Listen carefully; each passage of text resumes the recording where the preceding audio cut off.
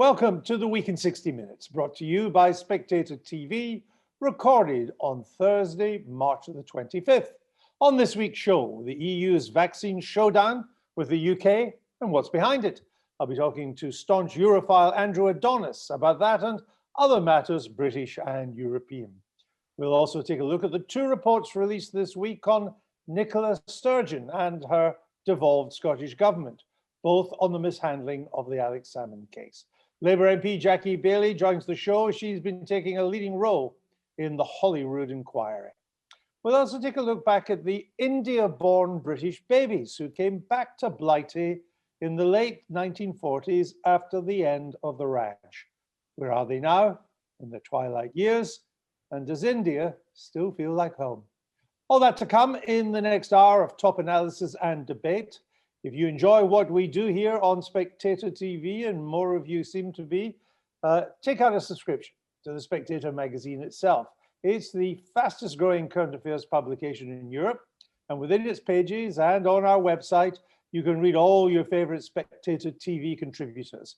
We'll even throw in a bottle of free Spectator gin if you sign up at spectator.co.uk/TV offer. That's spectator.co.uk/TV offer. That's a subscription of 12 issues for just £12, plus a free bottle of gin worth £30. Do the maths, or if you're American, do the math. It's a no-brainer. And as ever, a very special thanks to Charles Stanley for their continued support of the Week in 60 Minutes this year. Charles Stanley is one of the UK's leading wealth management firms, one of the oldest companies on the London Stock Exchange. We're delighted to be partners with them on Spectator TV. Now, as we speak, European leaders are meeting to decide whether to impose export bans on AstraZeneca jabs coming out of the EU. How did it come to this? The Spectator's cover article takes a look at the bloc's vaccines panic this week. Shortly, I'll be joined by Labour peer Andrew Adonis, one of British politics' staunchest Europhiles. But first, let's go to our political editor, James Forsyth, and deputy political editor, Katie Bowles. James, I looked at the kind of joint statement that came from the EU and the UK last night, and the words were warm, but the substance was zero. I mean, is the threat really over? No, I think it's a de-escalation, and essentially I think what is happening is the UK is saying, right, this plant, this Helix plant in Leiden in the Netherlands, which has a large number of the kind of raw ingredient for doses, a really considerable number of doses. If you sent that to the UK to be filled and finished, the UK would be open to sending some back to the EU. And that would meet the kind of EU's reciprocity test. But I don't think this is over for the simple reason that you're in a situation where more than half of the UK adult population has been vaccinated, and the UK has a low and falling number of COVID cases and deaths. And Europe, tragically, is in a very different situation. You have a third wave hitting the continent at a time when their vaccination program is nowhere near as advanced. And I think that if this situation gets worse, I think the voices in Europe saying, why are we allowing companies to export vaccines from the European Union when we have urgent need of them here, will grow louder. And so I think what you will see today is that a combination of a kind of British offer on the doses in the Netherlands and the concerns of some of the smaller European countries like Ireland, Belgium, Sweden about what this would mean for the kind of EU's free trade reputation means that the immediate threat has eased. But I think if the situation gets worse, and given where the Commission is, and given where Emmanuel Macron is, I think you could well see this issue of export bans come back onto the table. James, the Spectator editorial this week argues that very soon everybody over 50 in the UK will have had a chance to be vaccinated. Plus, those under 50 in the vulnerable groups will have had a chance to be vaccinated. That is, I think, accounts for about 90% or more of the COVID-related deaths. and that very soon Britain will be in a position to release vaccines, to export vaccines to the EU, perhaps, as the Spectator suggests, to Poland and Ireland to begin with, since both countries have very strong family ties to the United Kingdom. Will that argument resonate in Downing Street? Andrew, it's more than 90% of the deaths. It's closer to 99% of the deaths. I think that the argument has a huge amount of logic and force behind it. You know, on the government's own figures, you need to vaccinate 37 50-year-olds to have the same effect on mortality as vaccinating one 80-year-old. But I think the reason why you won't see huge amounts of vaccines being shipped from the UK to the EU is that the government's plan for opening up is based around the idea of vaccinating every single adult. They have become convinced that this is the way to open up safely. I think they are in a very cautious frame of mind. And until they've vaccinated the entire adult population, I don't think you are going to see major exports of vaccines from the UK. Katie, how is this playing on the Tory backbenches? Is this sort of Brexit bravehearts? Are they up in arms, spoiling for a fight? Or do they recognise that cooling it, both in Brussels and London, would be a more sensible way to go forward? I think there's a mix in the sense that ultimately, if the government gets to a situation where you avoid a vaccine war, where the EU does not put in an export ban, where the UK's AstraZeneca supplies aren't severely affected, and what's more, we're not threatened to have Pfizer supplies or even potentially Moderna in the future cut off, then Tory MPs en masse are quite happy for the government to take whatever approach is needed to get there, and Boris Johnson wants that to be de-escalating and de-dramatising. However, if the EU do, and we will hear more today, start to retaliate or even push a little bit, I think you'll start to hear some saying we should retaliate. And you heard Jeremy Hunt, the former Health Secretary, almost make that point yesterday at the liaison committee to the Prime Minister. And therefore, I think because Boris Johnson has ultimately suggested now on multiple occasions that the UK probably wouldn't retaliate even if the EU placed an export ban. I think were he to really not retaliate in any such situation, there would be a backlash. But for now, I think given the vaccination programme has been such a success in the UK, most are willing to just trust in the number 10 approach for now, trying to de-dramatise, and that being what will stop this from escalating. James, you say that the statement last night from Brussels and London, and what was being said there was sort of de-escalating the situation. Does that mean we now rule out an export ban from the EU? Is that now off the table? Because I'm not quite sure yet if there's a quid pro quo being agreed here. No, I don't think the export ban is off the table. I think the compromise is that I think some proportion of the once the ingredients, if you see what I mean, come from Halix to the UK, where they'll be filled and finished, they put into vials. You know, that will be, I think, around 10 million doses or so. I think a substantial proportion of that the UK would then ship back to the EU, and I think that is the compromise that is being worked up. And I think that, I don't think the details of that are settled yet, but I think that is why you are seeing this different tone on rhetoric. I think there is also, I think one of the issues here is that the Commission are in a very gung-ho state of mind. And I think that is because this is all caught up with the politics of European integration. The Commission chose to take charge of the vaccine procurement process, to actively say to the member states who had set about procuring their own vaccines, no, we will do this. And so the fact the vaccine rollout is in so much trouble is causing acute political embarrassment to the Commission. This is then compounded by the fact that you have a German election this autumn and the CDU are falling in the polls. There is a real chance that we might have Germany's first ever Green Chancellor. Emmanuel Macron is obviously up for re-election next year in France. And Mario Draghi is trying to stabilise his new Italian government. And it is quite telling that Draghi, the former ECB chairman, not someone who you would expect to be taking this position, is in the most hardline camp on this. He is someone who is pushing for, not sending any vaccines at all to the UK. Katie, I see the Prime Minister has got himself into some trouble by emulating the words of Gordon Gekko in Wall Street. His idea, or his warming to the idea of vaccine passports isn't universally popular on his own side. Yes, so at the liaison committee yesterday, the Prime Minister, when asked about whether you'd need a vaccine or a passport to go to the pub, wouldn't rule it out. He said it'd be up to individual landlords. You then had a quick attempt to de-escalate from number 10 as he said, don't worry, even if there was a situation where people asked for a vaccine passport to get into the pub, if you hadn't been vaccinated, you could simply show a negative test. But I don't think that really sought to diffuse the row, because the problem that many senior Tory MPs, the COVID recovery group, people like Steve Baker, but also more some, I think, in the centre of the party have, is they worry about becoming a papers, please country.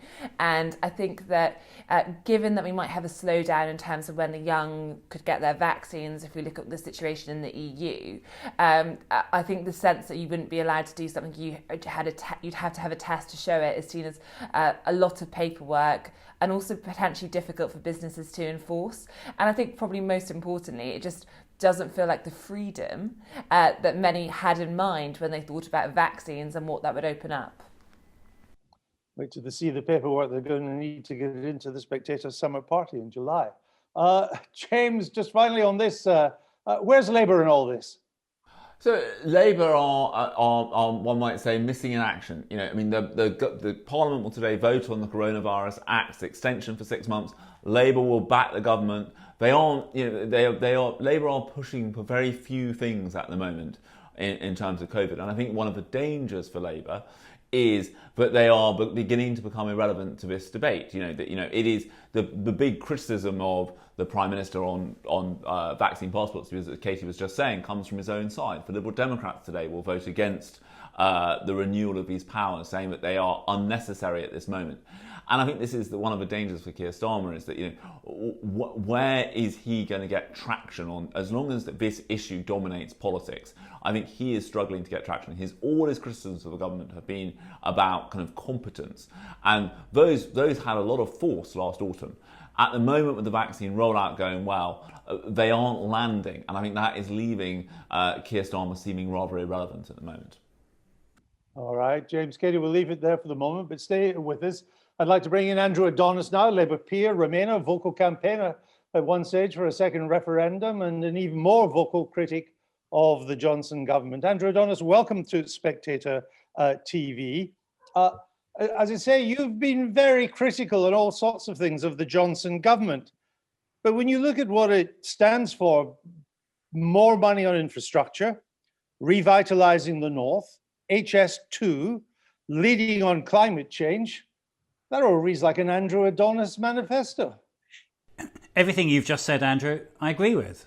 And I've always taken the view, you know, I'm one of life's natural bridge builders across the political divide. And where I agree, I always say I agree. I strongly support what Boris Johnson has been doing in terms of a serious infrastructure strategy for the country. I don't agree with all his things. I think the idea of a bridge or a tunnel under or over the Irish Sea isn't viable, and there are much bigger priorities than that. But his own union infrastructure commission... These are big parts of the Johnson government's programme. Billions of pounds being devoted to them. Yeah, I agree with all... Why are you not a bit more supportive? Like your old mate Tony Blair, he seems to be advising the government all the time. He seems to want, you know, he criticises it too because he's got differences like yourself, but he seems to want to work with it. Why don't you take a page out the Blair book? Well, I have been very strongly supportive on HS2. I can assure you, every time these big infrastructure schemes come before the House of Lords, I speak strongly in support of them, and I've been voting with the government on them. So where I agree with the government, I say so. And indeed, listening to your programme earlier, I agree with what you've been saying about the vaccine as well. I think Kate Bingham, the NHS, under the leadership of the government, have done a good job on the vaccine rollout. They did absolutely the right thing in negotiating early and robustly in terms of vaccine contracts. They rightly understood that this was a war situation where you just have to pay what it takes and just get on with it in a really serious way. And the EU has handled the vaccine rollout, both the procurement issue and also the rollout itself very badly. I mean, let's be completely open about this. I've never regarded politics as a business of saying that black is white and white is black. What we've now got to do is to find a way through this together. And what I'm relieved to see happening this week, as if I read the runes correctly, is that we're not going to engage in vaccine battles between Britain and the EU. I think for the EU to have an export ban in respect to Britain, or Britain to seek to worst the EU, would be a really, really big mistake for both of us. And it does sound as if President Macron, Chancellor Merkel and Prime Minister Boris Johnson have reached an understanding that we're going to seek to maximise production across Britain and Europe for the vaccine, which is the right response, and not to engage either in bans or in tit-for-tat action. All right, well, I'll chalk that up as another issue in which you and the government align. But you wanted Britain to join the EU procurement programme. You didn't want Britain to go its own way. No, I never wanted Britain to join the EU procurement programme. That's incorrect. It's true that some of my colleagues did. My own view is that it was a mistake for the EU to seek to become a health union. And I said that a year ago. I've never called to Britain to be part of the EU. You criticised the government for going it alone. No, I haven't. That's incorrect, Andrew. I mean, you need to examine the record. I never said that we should be part of the EU procurement programme. My own view was that it was correct in this very fast-moving crisis, where the people who best understood the industrial production mechanisms and potential sources of production were going to be the member states, because they're the ones who know these companies best and are closest to them. And my own view, if I'd been in government a year ago, is that we should have opted out of any EU procurement programme, which we had the powers to do. So on that one, I'm glad to say I've been consistent all the way through. Oh, hold on. You said that the British vaccine rollout would lead to billions of corrupt contracts and the supply and distribution would be a fiasco. No, that's not correct. Well, it is. I've got the tweet here on November the 11th. You tweeted out, it now looks as if the vaccine is going to lead to billions of corrupt contracts and jobs for friends and relations of ministers like PPE and Tess and Trey, making supply and distribution a fiasco too. These are your words. No, I was talking about all of the PPE and all of the contracts which we knew about then. No, it now looks as if the vaccine is going to lead to billions of corrupt contracts. The vaccine. I would have done a direct procurement. I would have done an efficient direct procurement, insofar as I thought this government wasn't capable of negotiating efficiently. Kate Bingham has clearly done a good job. So, and I pay full respect to that. But you attacked the health secretary. Let's be clear, Andrew. I never said that we should be part. You said the health secretary's claims about a speedy rollout were, quote, pitiful. Pitiful. I never said that we should be. Sorry, I'm answering your earlier question, and you're putting a different point. No, I've moved on. I never said that we should be part of the EU vaccine procurement. It was always my view that this should be done at nation-state level. It was my view, you're right, and you've just quoted the tweets, that I didn't think that this government would be capable of doing a highly efficient vaccine procurement. They have done a highly efficient vaccine procurement, and I pay tribute to that, and that's absolutely the right thing we need for the country. But it was never my view that the EU should become a health union. It wasn't my view then, and it isn't my view now. No, but, well, even if you did support, as I say, even if you supported that Britain should be doing the procurement on its own and not going down the EU route, you did say it would lead to corrupt contracts, supply and distribution would be a fiasco, and that the health secretary's claims about a speedy rollout were, quote, pitiful. Now, these were your words at the time. Would you like to apologise to the health secretary now? I was wrong about that. The NHS has done a brilliant job. I absolutely pay tribute to the NHS and to Matt Hancock for the work that's been done in the vaccine procurement. I think it was fair to say at the time, though, when you looked at how the whole of the procurement contracts for PPE and all of the earlier stages of the crisis were concerned, it was perfectly reasonable at the time to think that it wouldn't be well handled. The reason why I think it's important to understand, though, I think why it was well handled, Andrew, two things happened. The first was a serious expert was secured in biotech procurement in Kate Bingham. So we didn't go just for somebody who had run a mobile phone network and thought they would have transferable skills for vaccines. But the second thing was the rollout was done by Simon Stevens and the NHS using their established processes, including the fact, of course, that virtually the entire population is signed up to a GP surgery under the NHS. So looking back at what happened, the government made one very sensible decision, which was to get a serious biotech expert in to do the procurement of the vaccine, and then it relied for its distribution on the NHS. Those were two very good decisions. They were radically different from what had gone before, and they learnt the correct lessons. Indeed, and you would have been justified in calling what had gone before a fiasco or pitiful, but not the vaccine rollout, which you did, but you've now clarified that. And you're right, you have been very critical of the European Union or European Commission's handling of its vaccine rollout, and particularly of the president of the Commission, Ursula von der Leyen. You even called her the Theresa May of European politics. But when the British... I didn't want to be outdone by you, Andrew, in my description. Sorry, I missed that. Say that again. I didn't want to be outdone by you in my description of her, because I knew I was coming on your programme. Well, that's exactly regarded as it's hard to be more damning. But when the British people and then the Tory party quickly rumbled that Theresa May was a dud, they got rid of her. How do EU citizens get rid of Ursula von der Leyen? Well, let's be clear, it wasn't British citizens who got rid of Theresa May, it was the Conservative Party. No, I did say that, but they did that because they realised that she was going down badly with the British public, so they got rid of her. How do you do the same with the President of the Commission? Well, the European leaders and the European Parliament do have powers to replace the Commission. 20 years ago, they did replace the President of the Commission. Do you remember a guy called Jacques Santer, who was incapable of leading the European Commission properly, and they got rid of him fairly quickly? I don't know that we're at that stage yet, because if you look at what's happened on Europe, there have been two big sets of mistakes. The first was the failure to get on top of procurement very rapidly. That was mistake one. Mistake two was with the member states. It was a huge mistake of President Macron and Chancellor Merkel to raise doubts over the efficacy of the vaccine. That wasn't the Commission's fault. That was the leaders of France and Germany. So what they've got to do is to unwind both of those mistakes. They've got to make absolutely clear that these vaccines are safe so that the uptake increases amongst people who could take it but aren't at the moment. And secondly, they've got to get the supply in place. Now, these are huge challenges for them over the next few months. If they succeed, then I don't think there'll be such big demands for a change of leadership. If they were to fail, then I think calls for a change of leadership at the Commission will become very loud indeed.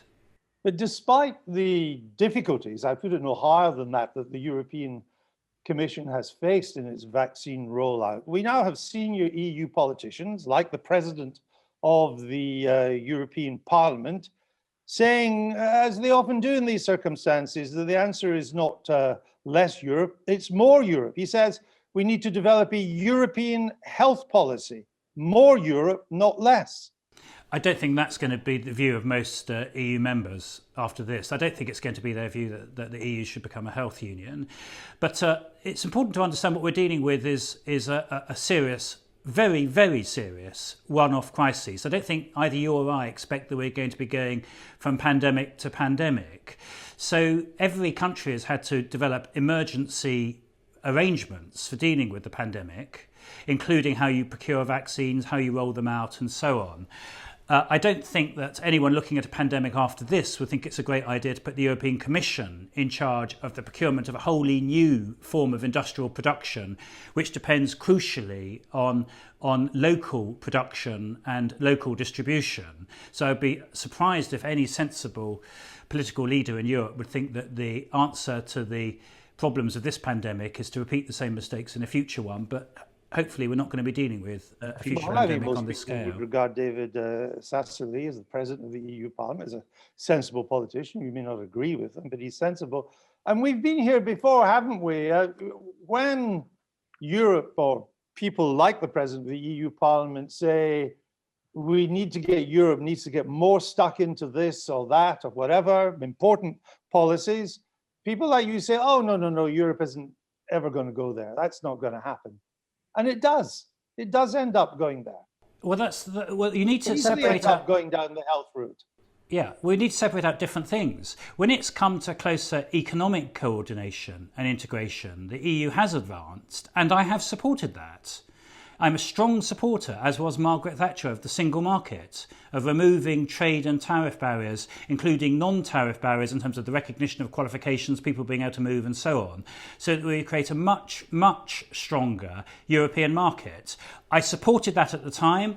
I support that retrospectively. I think it was a huge mistake for Britain to leave the single market and the customs union. It is my view, Andrew, that we will end up going back into them again because we will pay such a big economic price for not being part of the European market. I don't believe that the same arguments apply when it comes to the running of health systems. I think health systems are inherently national and indeed often local. If you go to Germany, the health systems are different between the 16 German states. So I don't think the same arguments apply. I believe that good judgment in politics means being able to differentiate between ideas that are good in one context and bad in another. It's a good idea to have European collaboration and partnership when it comes to deepening markets and trade.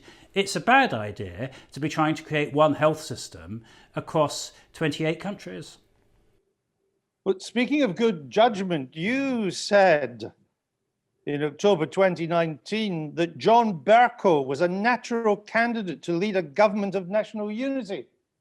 Are we really going to file that under good judgment? I think we should have had a government of national unity in October 2019. Under John Bercow? John Bercow, Dominic Grieve, David Lidington, any of these people would have been a huge improvement on Boris Johnson leading us into the hard Brexit we've got, for which we're going to pay an absolutely massive economic price. I think the majority of the British people would have supported that too. Straight. Your idea of good political judgment is that John Bercow should have led a government of national unity. In October 2019, for the purpose of holding a second referendum that would then have led to a general election, which obviously the leader of that government of national unity wouldn't have been a part of, because we would have reverted to normal party politics. I think that would have been a very, very great improvement on what happened, which was hurtling into a hard Brexit, leaving the European Customs Union, leaving the single market, 40% drop in trade, Andrew, by the official ONS statistics in January. I think people are going to bitterly regret and you know there was the hard Brexit that happened. You know there was massive stockpiling in December. No economist puts any weight on 1 month's figures. Let's see what it's like by the end of this month, and we'll have a proper feel for what's actually happening. Well, any reduction. I mean, you're a free trader, Andrew. You know, let's be frank about the things where we agree. Any reduction in British trade with the continent don't need to be 40%. If it was 4%, that would be a huge economic price that we'd be paying. You're right, that's 1 month's figures. Those were really, really terrible 1 month figures, though. Things have got to be absolutely transformed very rapidly if we're not going to pay a big price in trade, in jobs and in people's incomes for the hard Brexit, which unfortunately Boris Johnson has forced us into. Just to bring us back finally to the matter that's in dispute this week. It is your judgment, I think you were saying, that the EU and the UK will pull back from the brink and what's been called vaccine nationalism, that they will come to a working arrangement. Is that correct? Well, fortunately, we've got Chancellor Merkel, whose judgment is always pretty good on these things, and she does appear to be steering the Commission very hard against export bans. And so, provided her wise counsels continue to prevail, it looks as if we'll concentrate on what we should be concentrating on, which is maximising production between us and not a zero-sum game of trying to ban exports between us. All right. Andrew Adonis, thanks for being on Spectator TV. It'll be a pleasure to see you coming into the Spectator offices today. Thank you for that. And remember, if you enjoy what we do here at Spectator TV, why not take out a subscription to the Spectator magazine itself? It's the fastest growing current affairs publication in Europe. Within its pages and on our website, you can read more from all your favorite Spectator TV contributors. We'll even throw in a bottle of free Spectator gin if you sign up at spectator.co.uk/TV offer. That's a subscription, 12 issues for just £12 and a £30 bottle of gin. A no-brainer when you do the maths.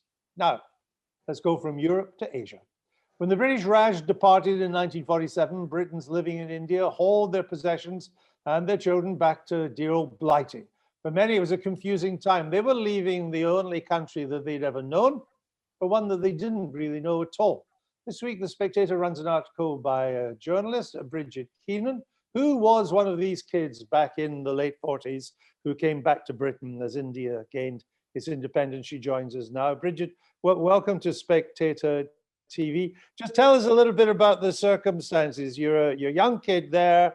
India's getting its independence. You were born in India. Your family worked there. I think your father had been an officer in the British Indian Army. Tell us what happened. Well, what happened is we finally had to leave. We left the year after Indian independence. So I was 8 years old. We came home on a ship and we had left. I said this yesterday on the podcast, but my sister put it very well. We left Technicolor and we returned to black and white. So it was post-war Britain. We didn't know our relatives. We didn't have our own house. We stayed with my grandparents. And my sisters and I were utterly miserable. All we wanted was to go back to India. And I had been more or less brought up by my ayah. And I think I probably loved her more than anybody in the world. And we were wrenched apart. Literally, they said, say goodbye to ayah because we're leaving and you won't see her again. So we were both screaming and we came back. And that was a very unhappy period. But I'm perpetually thankful to my Indian childhood because it gave me a sort of wider horizon than if I'd been brought up in England. I had the sort of horizon that stretched across the world. I had no colour feelings because my ayah was brown. I never thought about colour. I didn't think about class. I know that the British society in India was class-ridden, but I was only 8, so I didn't really know what that was. So I think it helped me in my career as a journalist to be completely open-minded about everything. And you say you were miserable. I think that's understandable. You came back to this black and white Britain. Wartime rationing was still in place. It was a pretty miserable time in the country. The post-war boom had not yet taken place. That didn't happen till we got into the 1950s. And you were in a place into which you were a stranger. And it was a stranger to you. How long did it take for you to get used to settle in to your new country? Maybe never. I've never felt that I belonged here.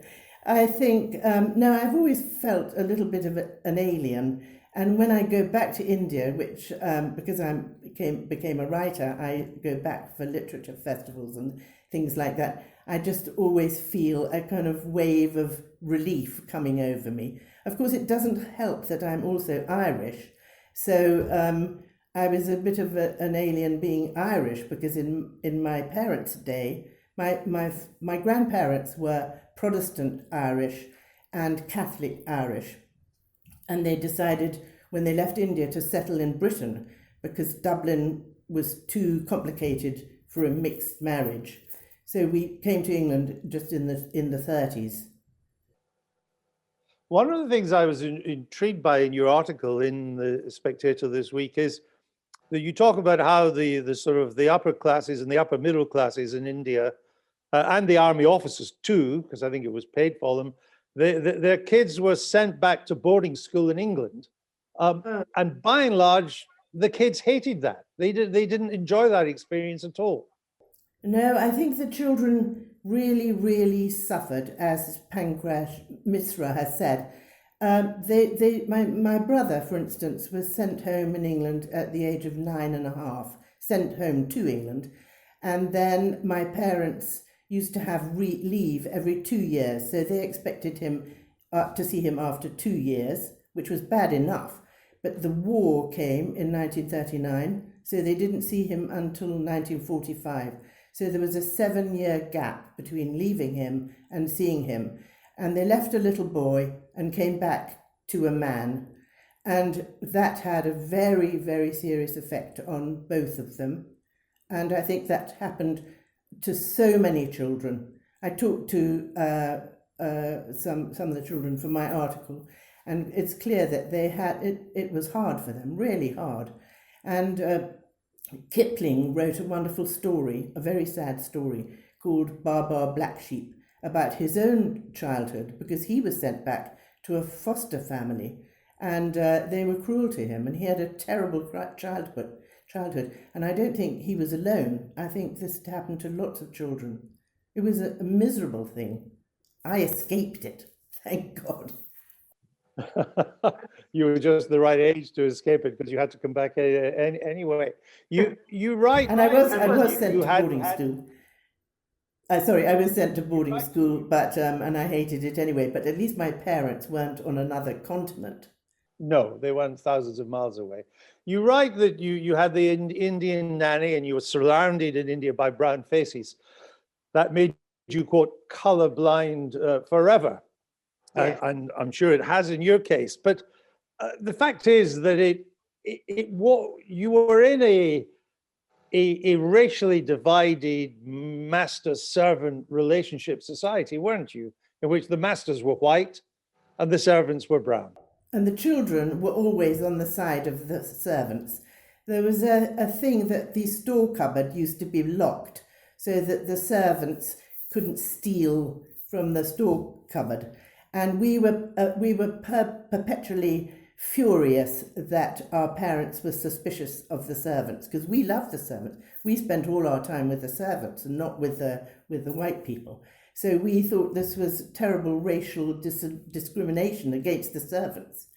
But yes, we children were very aware of one thing, which is that we were a tiny minority, and there was the vast mass of India mostly against us. So there was a sort of underlying fear. There was a fear. And then when my father went up to Punjab to try and help keep the peace on the border, and he was practically destroyed by the slaughter and the terrible things he saw. So some of that filtered back to us. So we knew it was a very turbulent time. And also every time we went out of the house, there would be people shouting Jai Hind, meaning Indian independence. So it was sort of joyous, fearful, a bit of everything. Final question to you. There you were, an 8-year-old. You leave India, I think, only a year into its independence, which, of course, in the very early days and months was marred by this terrible ethnic strife between Muslim and Hindu. And so on, which hundreds of thousands of people were killed. And here we are, 2021, India, clearly an independent nation, one of the biggest economies in the world now, second most populous in the world after China. As you look at all that, are you proud about what India has now achieved, or should it have achieved more? Has it done well, in your view, since you left as that 8-year-old all these years ago? I have to say that I'm upset with the present India under Modi, because it seems to me he's breeding discontent, content, and anger between the communities. I think before that, India was an extraordinary place where there was such diversity among, Buddhists, Christians, Muslims, Hindus, and various sects of all of those. And I thought India was doing a marvelous job of creating harmony and justice. But now I'm particularly upset by the separation of Kashmir. Was a country I've written a book about, and Modi has taken away the special status of Kashmir.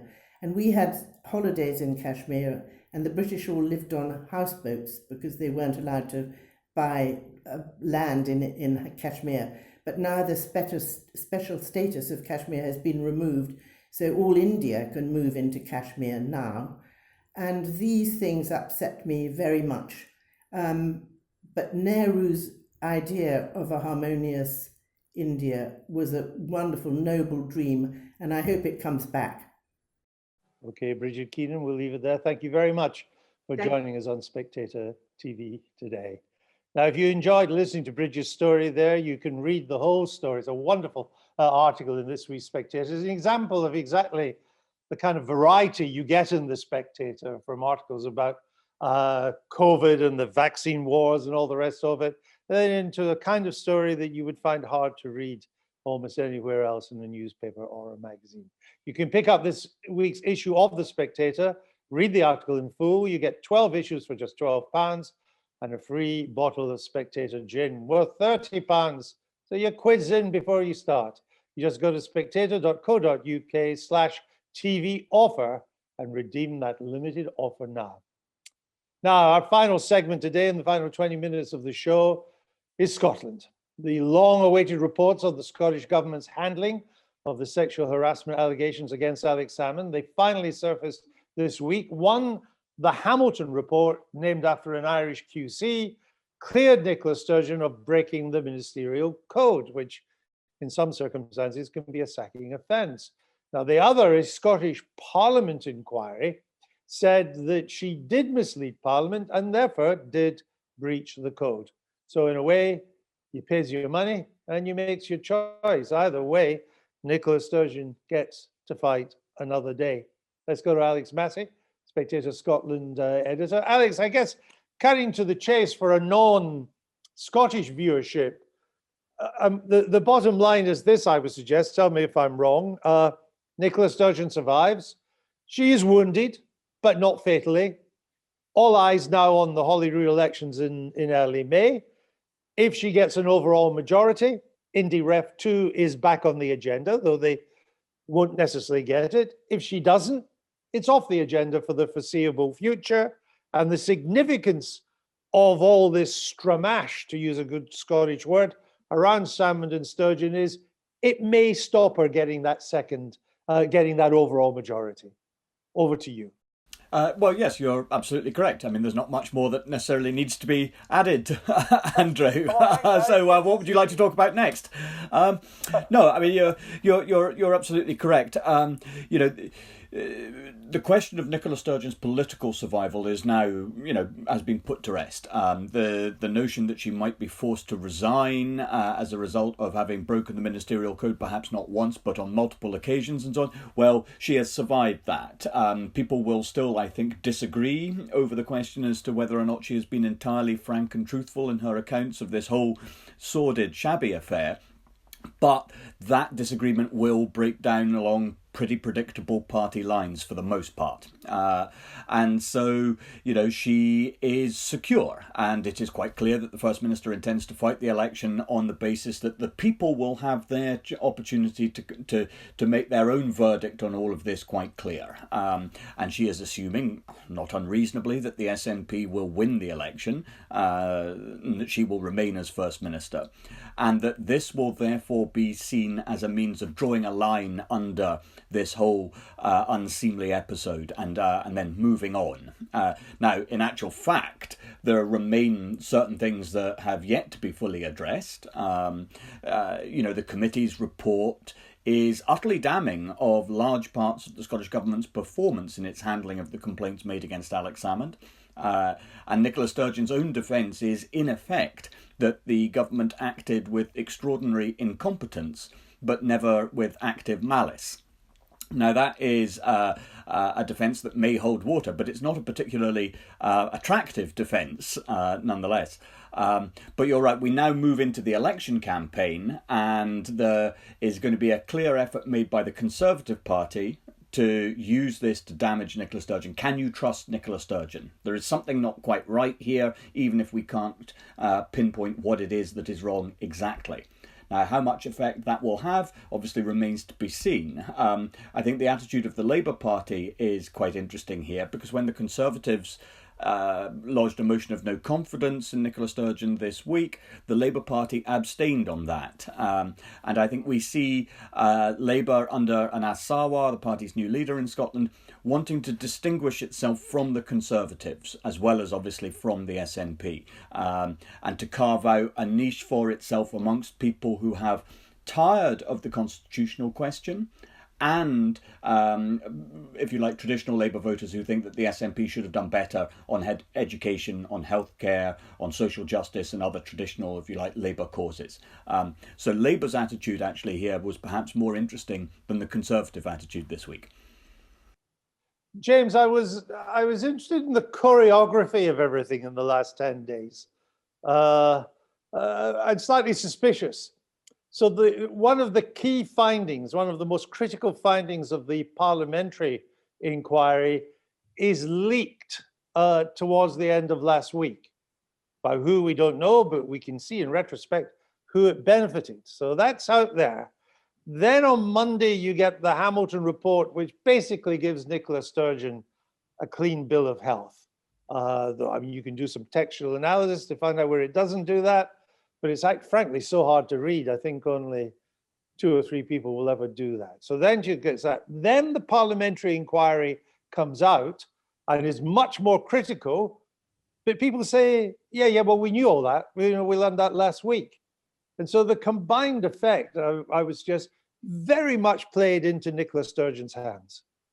Yes, indeed. As one unionist said to me, you have to realise that the SNP spin operation is the best there's been since Alistair Campbell and New Labour were in their pomp. Now, nobody knows who leaked the committee report, but certainly the kind of cui bono rule would suggest that. But if you, as you say, it's clear who benefited from that, which is it was priced in when the report came out that it would conclude not only that by majority vote that she had misled the committee about the conversation she had with Alex Salmond at her house, but also expressed a deep scepticism about the idea that she had heard nothing about Alex Salmond and any kind of troubling behaviour before 2017.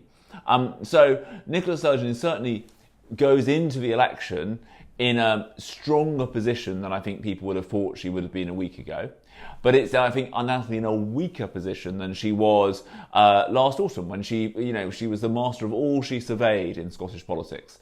That is no longer the case. I think she has been damaged by this affair. And you also see, as Alex mentioned, you have new leaders of both the Scottish Tory Party and the Scottish Labour Party, both improvements on their predecessors, and in Anas Sarwar's case, really quite strikingly so. Okay, James, let me bring in a member of the Parliamentary Inquiry, MSP, Scottish Labour's Deputy Leader, Jackie Baillie. She interrogated both Alex Salmond and Nicola Sturgeon when they appeared in front of the inquiry, as to say, as a professional interviewer, or at least someone who's paid to interview people. There were many times when I thought Jackie Baillie was the only one that knew the questions to ask and how to put them properly. So I'm delighted she's joining us on Spectator TV.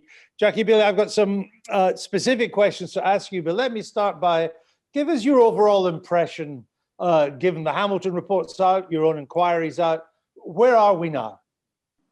I think there remain a lot of serious questions for the First Minister to answer. I think there remain lots of serious questions for the Scottish Government to answer.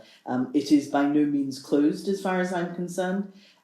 We have evidence that the Permanent Secretary was responsible for the development of the harassment policy. That was done in a very rushed fashion with no external input. There was the appointment of an independent investigating officer who transpires not to have been independent of the process. And then we have the disastrous handling in the Court of Session of the judicial review that the government should have conceded earlier. Now, this is a catastrophic failure on the part of the Scottish Government, and 3 years on, nobody has taken responsibility for it. So as far as I'm concerned, this is not over. Were you disappointed when your report came out on Tuesday? Were you disappointed by the impact it had in the media? I think, in fairness, it was over 200 pages long. Some of its more interesting conclusions had been leaked in advance, which was most unfortunate. But what the government tried to do is paint it as an entirely partisan report. Yet the majority of the recommendations were unanimous. The serious recommendations about what the Scottish Government needed to do, how they'd failed in the process, the criticism of the Permanent Secretary, all of that was agreed unanimously. So I hope the government do take it seriously and implement those recommendations. I was so disappointed that they sought to defend the Permanent Secretary when actually her actions, frankly, have been indefensible. And I see that Alex Salmond is taking a legal action against the Permanent Secretary, the most senior civil servant in Scotland. Were you surprised, given all the evidence that you saw as part of your parliamentary inquiry? Did it surprise you when it came out that Mr. Hamilton had given the First Minister such a clean bill of health?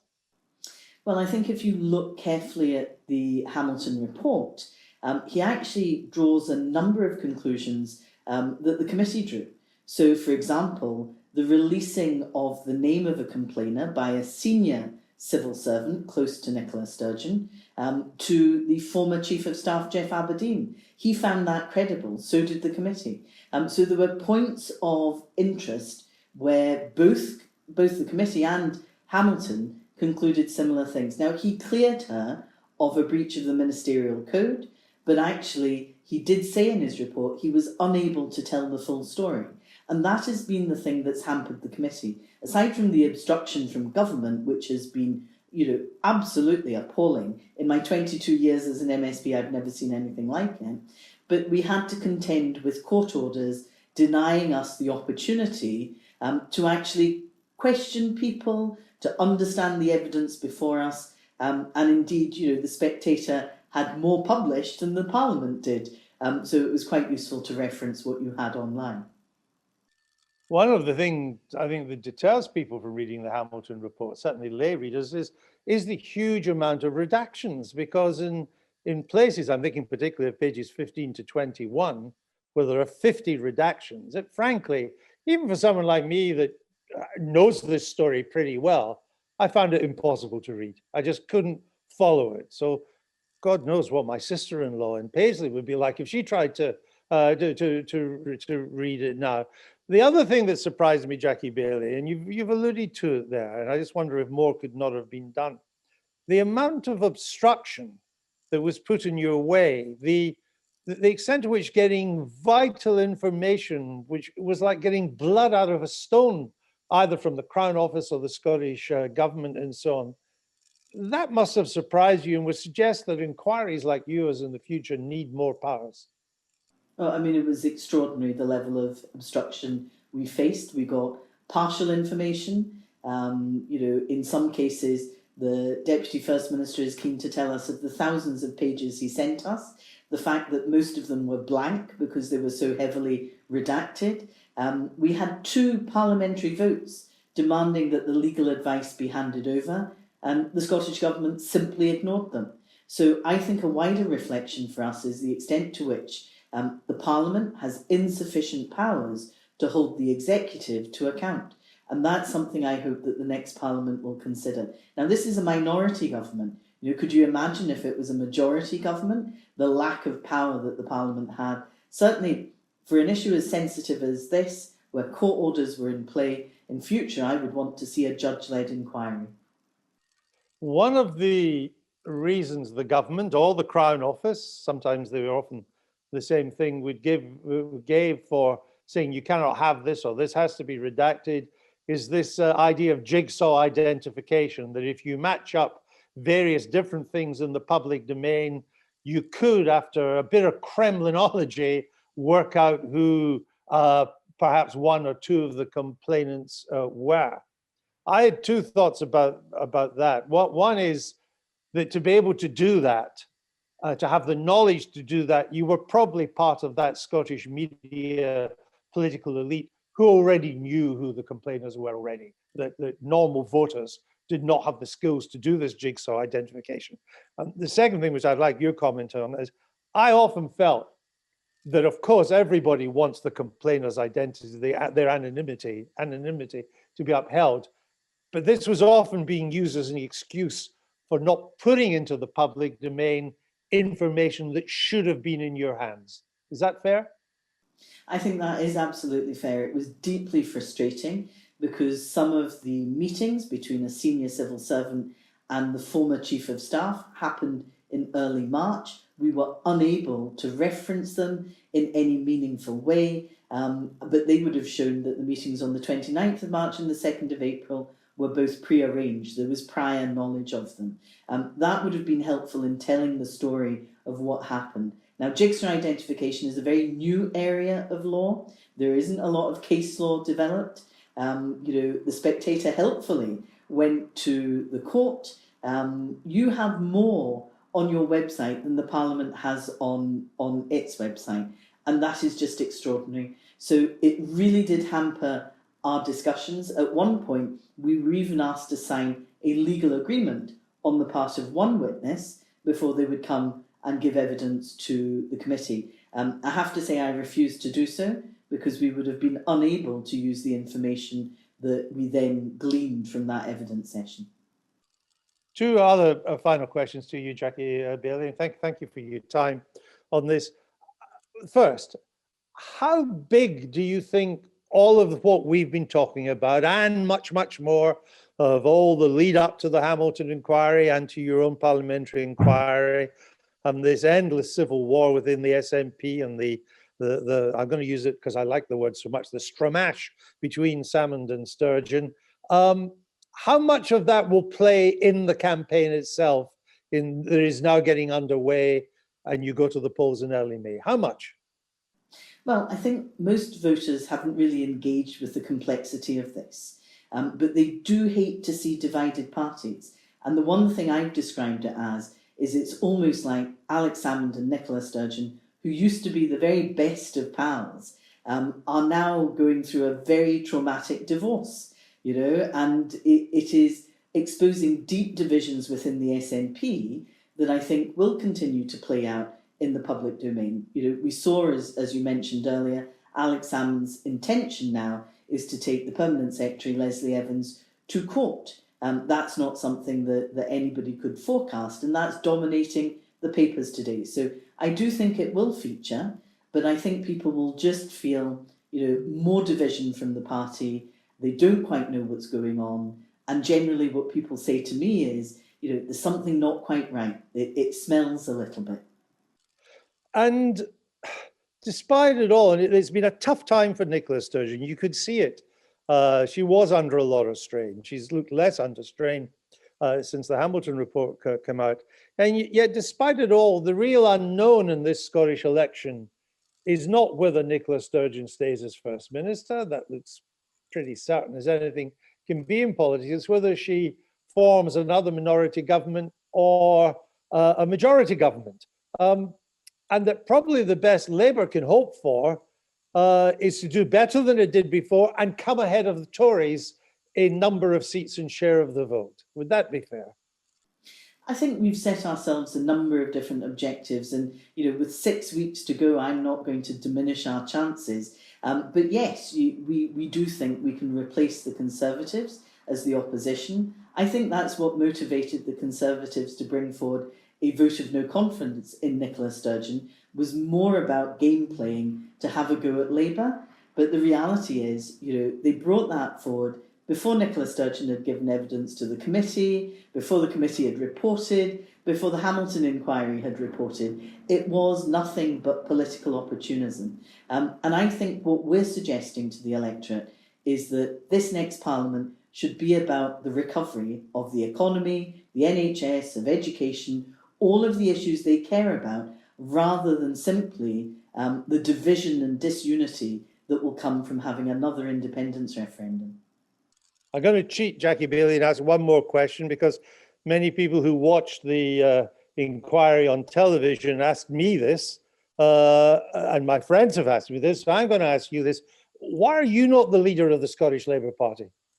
Because I much prefer Anas Sarwar as the leader of the Scottish Labour Party. I've been in the Labour Party for a long time, and as somebody who knows their own strengths and weaknesses, I am a great deputy, and I would rather somebody else was the leader. And I think finally we've got a leader who will take us forward in the election, that I have huge confidence in. Jackie Baillie, thanks for joining us on Spectator TV. Just before we end, let me go back to Alex and James who are listening there. Alex, I won't hold you to this because the Times things will change during the ebb and flow of a campaign. So the actual outcome in early May is impossible to predict. But as things stand at the moment, do you think Nicola Sturgeon has an overall majority in her or not? Yes, I do. I think it is probably a 50-50 proposition. And so, to that extent, saying yes or no is, about as valuable as calling heads or tails. But I think, it has softened. A couple of months ago, you'd have said it was odds on. Now it's even money. The challenge for the opposition parties is to make the prospect of an SNP majority odds against. Now, of course, it's not the only thing, though, because it seems pretty certain that the next Parliament will have a pro-independence majority, even if the SNP doesn't form a majority government itself, because there will be at least half a dozen Green members who are obviously in favour of independence. And so from the point of view of the fabled mandate for a second independence referendum, they will then argue that it just needs to be a pro-independence Parliament rather than an SNP majority government that would deliver on that mandate. And so then we're into if you like, a bit of sort of semantics as to what constitutes a mandate and what doesn't. On which note I would finally observe that something may also depend on turnout. This is a very unusual election. Elections to the Holyrood Parliament typically don't get a turnout of much more than 55% anyway. I think in the current circumstances with the COVID restrictions, some of which will have eased by election day, but not all of them, it is not impossible that turnout would fall below 50%. Were that to happen, I suspect you would find Conservatives in Downing Street and elsewhere using that as a further argument against the strength of any SNP or SNP and Green Alliance and the mandate they had. And that's likely, James, isn't it, that the Westminster would do that? Particularly it was a double whammy, that the turnout was below 50%, and we don't know, but turnouts are not that high in these elections compared to general elections, and also that fewer than 50% of voters voted for independence parties. If these two 50% figures came true, that would encourage Boris Johnson to say, well, you might have the most seats in alliance with the Greens, but for these reasons, you're still not having a referendum. I also think the SNP have misstepped this week. The independence bill that they published says that the referendum will be held within the first half of the Parliament, e.g. Within the next 2.5 years. And I think that timetable also makes it easier for the UK government to say no. I think the UK government will say, look, neither the UK as a whole nor Scotland will have recovered from COVID and its after effects by then, so we're not going to grant or sit down and negotiate the terms of a referendum in these circumstances. And I think that is if you look at the polling, when voters are much more open to a referendum within the next 5 years than within the next 2 years, and I think I think it's one of the effects of the salmon affair. Sturgeon had to placate her base in this way, and I think that by doing this, she has weakened her position, because I think it's easier for London to say no to a second independence referendum, even if there is a pro-independence majority in the Parliament, if they are trying to hold it as quickly as that.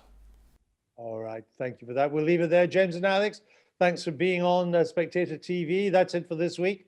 Thanks to all of our guests and also to our very special sponsor, Charles Stanley, sponsoring the week in 60 minutes. Charles Stanley, one of the UK's leading wealth management firms, one of the oldest firms on the London Stock Exchange. A final reminder to pick up that bottle of Spectator gin worth £30, all yours free, if you sign up to the Spectator at spectator.co.uk/TV offer. Over 100,000 people now subscribe to the UK edition of the Spectator alone. Join the winning team. As always, send us your thoughts to SpectatorTV at spectator.co.uk. Join us again next week. And for now, bye-bye.